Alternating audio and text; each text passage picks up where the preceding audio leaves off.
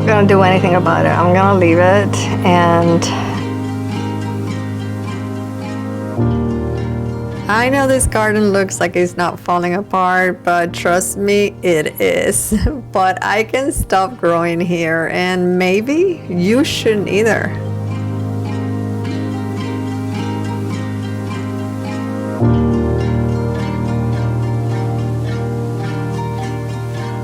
Hey, it's the next day.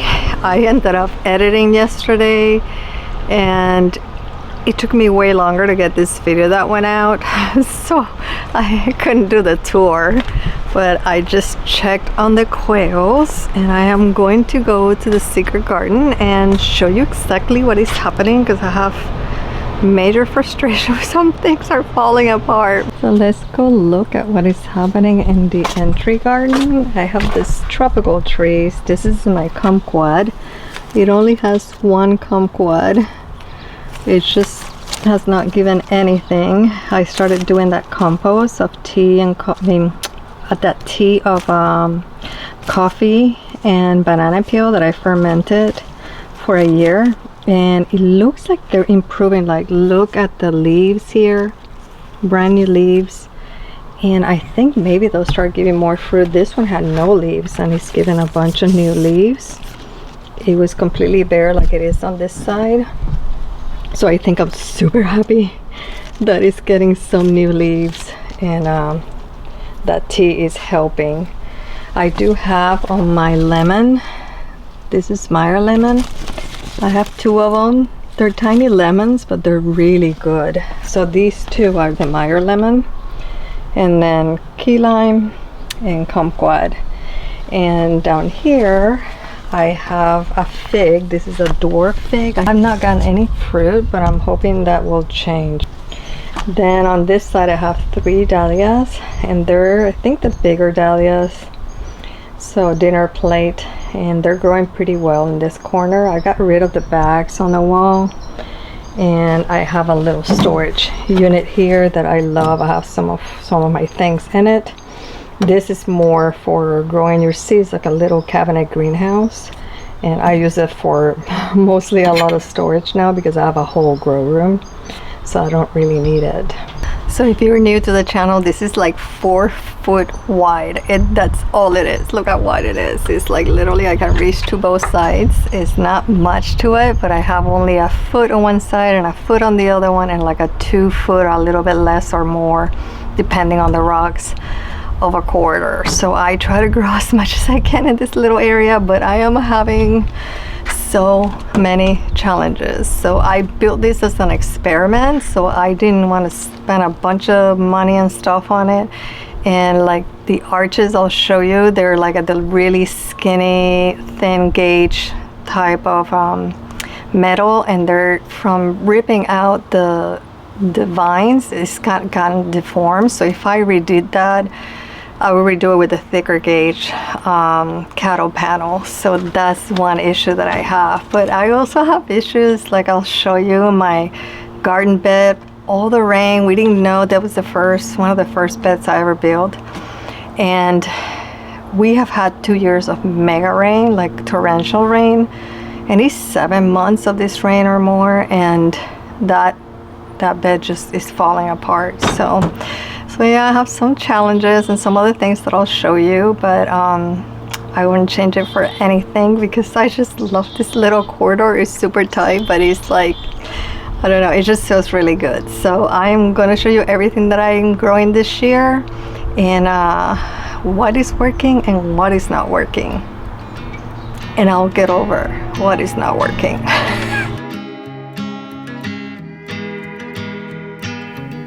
If you want more of this kind of real gardening, the messy, the peaceful, meaningful parts also, go ahead and hit subscribe. This space is just for you.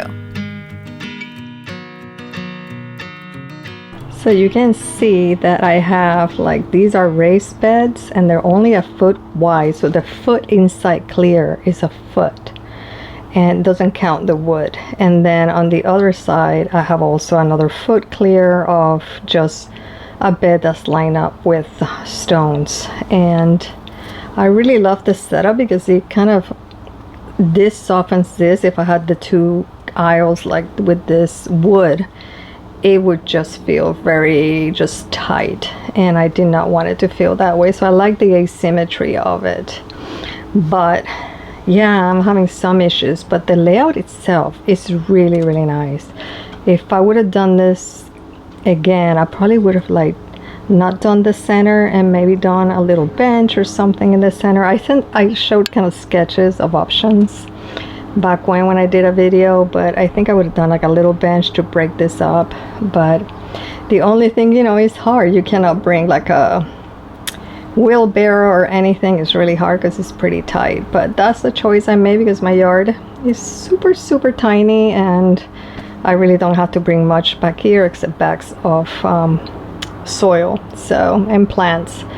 So it works okay. And yeah, for now, this is what I love and I like it. This is the one thing that is just, you can see, I don't know if you can see, but this is getting the sun in the way, but you see how it's like, this is not, it doesn't look like a clean arch, and it doesn't have to be a clean arch, but it would have looked better if it was a little thicker of an option. But I think for now it'll be fine. It's covered every time anyway with the squashes and beans, so I'm not gonna worry about it. This one was a total experiment. You can see that I held it with a wood piece. I don't even have a metal fence post because there's a pipe down that way. I found out the hard way, and we punctured the pipe way back there. So I didn't know that when I put this together. We found out later. But so the wood post has worked just fine. But you know, if you do one of these, make sure that is probably the thicker one would be better. I just did not want to spend much money on it, and I think I've had this like maybe 4 years, and it's worked out just fine. I've grown a ton of stuff on it. But let me show you what's growing now because it's pretty cool. In the corner here, I have a snapdragon that's gonna start blooming pretty soon, and it's the same one that I'm growing on the rest of the garden. But because this area gets a lot less sun, it comes out pretty late, like 1, 2 o'clock. It just hasn't bloomed yet, but it's about to bloom. It has a lot of spots, and I'm excited about that. And then look at this. This is the purple broccoli. It's already bolting. I have to go ahead and harvest it today, but it's a gorgeous plant. Look at these leaves, are so beautiful. I'm hoping that it will give me more shoots all over the place, because I can kind of see maybe in between here. I don't know. I'm gonna hope that I get a lot more shoots from it. And then this one is also producing a baby broccoli. I am so excited. So I have 2 of them that are working. And then I have this beautiful pansies, and I haven't taken them out. I've taken a lot of the ones in the garden now, but these ones are doing fine. I do have some petunias I may put in here and take these out this week. And I may put a petunia in that corner. Let me go over here so I'm gonna make a shade. I have some petunias that I may put on this corner too, because right now, if you see, these are super Superbissima petunias. They just haven't bloomed because, again, they're not getting enough sun, but I think they're gonna start blooming, producing blooms pretty soon. But I'm gonna do some in this corner so that if this snapdragon gets done, then I have some color here in the corner. And then I have some lettuces. I have like 2 or 3 lettuces that I planted here, and the beans are starting to grow. These are snap beans, an heirloom blue lake bush bean, and I have planted some seeds, and I think I planted which ones did I do here? I think I did the wing beans, and they were not coming out, so I planted these, and then look at that, they're starting to come out. So I'm gonna have probably 2 different types. There's one coming out, if you can see right here and right there. So I think I'm gonna have 2 different types, which is fine by me. I'm not gonna complain. I'll take it. And the beans on this side will grow quite a bit, and then I'll show you later. On this side I have squash. But yeah, I wanted to do the beans on this side because last year when I did the squashes here, it grew and went over this fence, and they were laying on the neighbor's yard. It took a bunch of space off the neighbor's yard. I had to pull it, so I was trying to pull it all up without disturbing the neighbor, but I decided this year I'm not putting the squash on this side.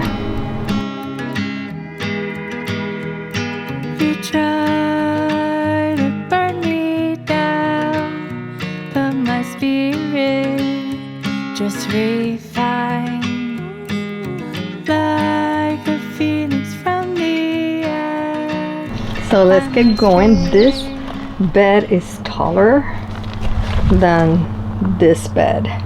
This one is only like one board and that one is two boards. But here's the issue I'm having, and I think we didn't build it right, but if you can see, it's coming apart. This is angled if you cannot see it, and this one is coming apart. Yes, it's coming apart, and I am not gonna do anything about it. I'm gonna leave it, and next year maybe we pull this whole thing apart and redo it, or I may do what I was talking of doing on this side, where I put a bench there and do something different here, where I just leave the space and maybe put some planters. Would be cool, like round planters, maybe repetitive. So I have 3, 4, or 5 of them lined up, like really tall round ones, I thought, and then do something on the wall. But yeah, I don't know. I'm gonna show you what I grow on this bed, and then you tell me if you think that I should get rid of this bed and do the planter idea, or the pot, more like pot. So not like planters, more like really tall, like you've seen those white, really tall pots, almost the ones that are like tapering up and they're wider on the top. That's what I was thinking could be kind of beautiful here. So yeah, I'm thinking about that, maybe making a change and getting rid of this bed altogether and keeping the ones that are on the ends. We'll see. Tell me what you think, if I should do it or I should just fix this and keep what I have. I'll show you what I'm growing on it. So on this bed I love this. As you know, marjoram is I have to have it in my garden. So this grows like crazy. It's kind of like a golden oregano, but it's so good for you. I have it in teas and you can cook with it. It has kind of a lemony taste to it. It is really, if you can find it, grow it, because it's divine. I cannot do without. My bunny loves it. I give it to my quails. Supposedly it's like super healthy for you, so I take it because of my immune system and issues, and I just love it. But in here, like on this bottom bed, I didn't show you, but I have a chard, like one of those Firebird chards here, and this feverfew that's growing here, and I should be put something to hold it up, but I haven't done it. Well, up here I have a different kind of feverfew. That's like a pom-pom looking one. You can see it's round. Like if you look at this one, it looks like chamomile. So feverfew are great for teas also. They're like chamomile, and I love it. So I grew 2 different types. One I'm growing up here and one down there. And then I have this snapdragon that's just laying here. I was trying to make it where it just lays down, but that's how it's looking right now. I only have, really strange, but there's only one. It's not growing more than one. I think it's because there's no sun. You know, now is when it's getting warm this week, so I'm hoping it will start growing a lot. This one is the lighter pink one, the one I have on my planter, and on the other side that I've shown is like a peach color. I think I like that other one better than this one. This one is too light for me. And then I have 2 pots because I wanted to break this up and keep. I love how this breaks this linear garden bed. So I did 2 pots, and this one has an oregano I grew from seed and a tarragon. And again, these tarragon is growing but super slow. And I placed them both on a stone because I don't want the roots to go into the bed. And then I have Here is basil, but it's sick because we had too much rain, and then we have a bunch of sun, so it goes back and forth and it doesn't like it. And then I have a murasaki pepper here, and then this gorgeous, I think it's like an opal, I think it's called. I see if I find the name, but I'm doing it more for cut flower than anything. It has like a metallic look to it. I'm growing it throughout the garden, even in my dahlia patch, because it is so pretty. It just has this just metallic look to it.